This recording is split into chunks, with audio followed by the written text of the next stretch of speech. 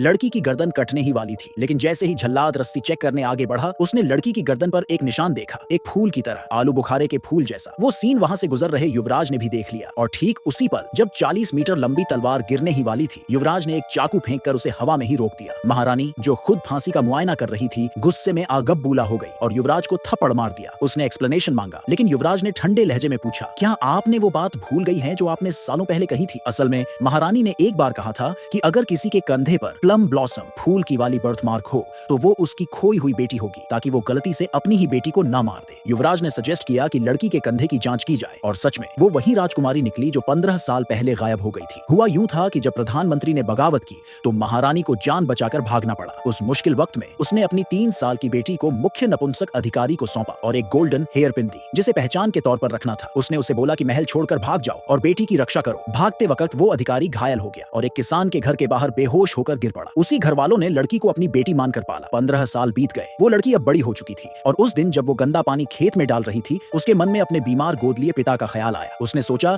कि कोई कीमती चीज गिरवी रखकर दवा खरीद लाए, लेकिन जैसे ही वो शहर की एक पॉन शॉप पहुंची, वहां के गार्ड ने उसकी गंदी कपड़ों की वजह से उसे अंदर नहीं जाने दिया। उसने उसे धक्का देकर जमीन पर गिरा दिया और उसका सारा पानी बह गया, जिससे वहां के लोग घृणा से देखने लगे। तभी दुकान से एक औरत बाहर आई और लड़की की खूबसूरती देखकर जलन में भर गई। उसने उस पर इल्जाम लगाया कि उसने उसका बिजनेस बर्बाद कर दिया है और धमकी दी कि उसकी टांगें तोड़ देगी। लड़की ने हाथ जोड़कर विनती की, बोली कि उसे सिर्फ एक चीज बेचकर दवाइयों के लिए पैसे चाहिए। उसने अपनी जेब से वो गोल्डन हेयर पिन निकाली। उसे देखकर उस औरत ने तुरंत पहचान लिया कि वो खालिस सोने की है। उसकी आंखों में लालच आ गया। उसने लड़की को सिर्फ एक सिक्का दिया और बोली कि इस कीमत में ही हेयर पिन खरीदी जा रही है, फिर हंसती हुई चली गई। लड़की के पास कोई ऑप्शन नहीं बचा था। उसने चुपचाप सिक्का उठाया और जमीन पर बैठ गई, बेबस महसूस करते हुए। उसे नहीं पता था कि वो असल में महारानी की सगी बेटी है। जब बगावत खत्म हुई, तब से महारानी अपनी बेटी को ढूंढ रही थी। बहुत सालों तक खोजती रही। फिर एक दिन युवराज को खबर मिली कि उसकी खोई हुई बहन न्यूयॉर्क के इलाके में है। महारानी इतनी एक्साइटेड हो गई कि तुरंत अपना काफिला लेकर वहां चली गई और ऐलान कर दिया कि जिसके पास वो गोल्डन हेयर पिन होगी वही राजकुमारी मानी जाएगी। लेकिन लालची औरत दरवाजे के पीछे सब सुन रही थी। जब उसे सच पता चला तो वो भागती हुई हेयर पिन लेकर आई, महारानी के सामने घुटनों पर गिरी और चिल्लाई, माँ! महारानी ने जैसे ही हेयर पिन देखी,